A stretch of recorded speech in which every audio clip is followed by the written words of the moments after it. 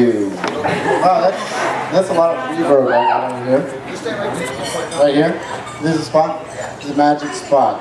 For those of you who don't know me, you're really missing out. I'm Carl's brother. Now, if you don't know Carl, you're probably in the wrong spot, so you just want to go out that way.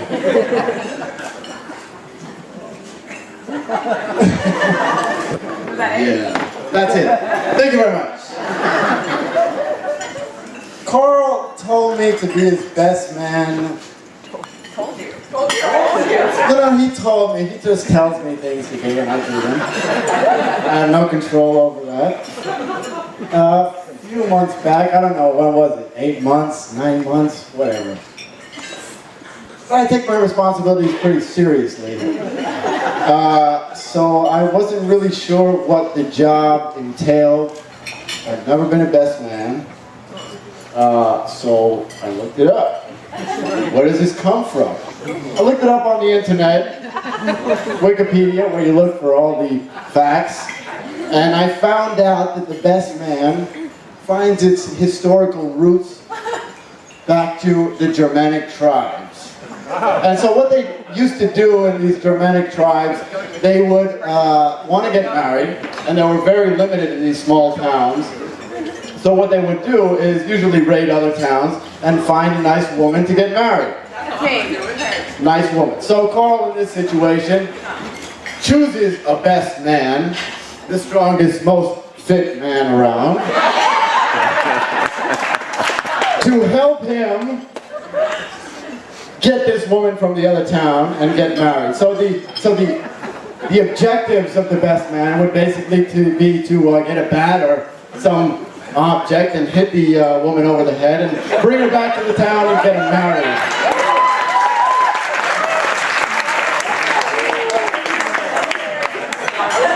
Now, don't get that excited. We're in the 21st century here. We're not barbaric. We don't do these things anymore. I'm not going to hit Alyssa over the head with a bat, although I might want to sometimes. And she has threatened me in the past few days of killing me in my sleep, but that's okay. It's all in the family, it's all love.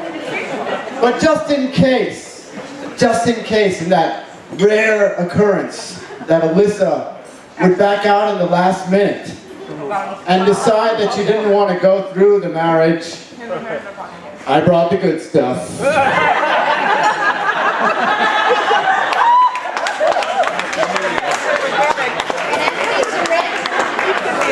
That's an empty syringe. Yeah, because I used it on someone out back. You better watch who you say you're with, because you have to come to me first. I'm receiving threats from the audience now. I'd like the security to come over. She's my new hire security. Okay. In all seriousness, if we can be serious for a second now, which is a little bit impossible. I was sitting at the ceremony today and I was hearing a lot of girls, women, crying around me. Some young women were crying because they're not getting married, and some older women were crying because their marriages have failed.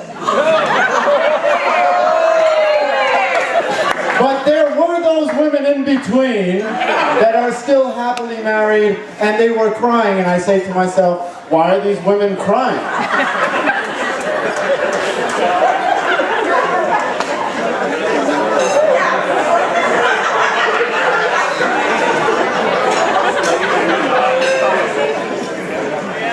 I say to myself, why are these women crying? And what I see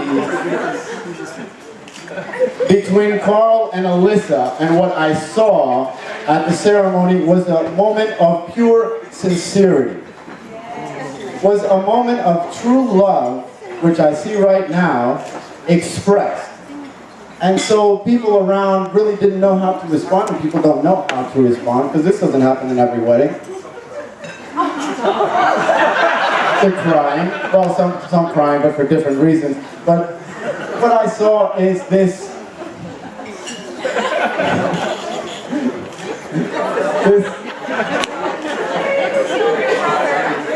Alyssa loves me anyway. Not anymore. It would never work between us, Alyssa. I'm too skinny, yeah, that's right.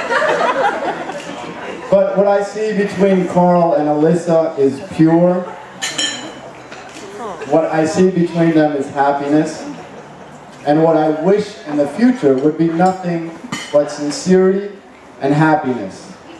Because that's all we can ask for. Yesterday I was talking to Carl about how we complicate our lives with things that don't matter, with complications that we create for ourselves. And for me, this moment of uniting two crazy families, this moment is happiness. Because we're all together, and we're all united, and we're all celebrating the unity of two people that I love, and that I care about, and that I wish nothing but the best for. So at this time, I need a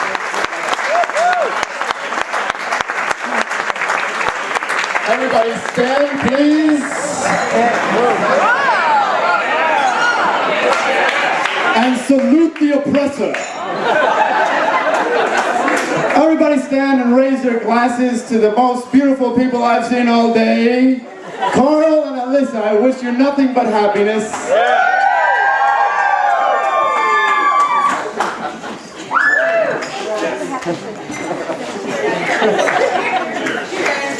He's so gone crazy on that.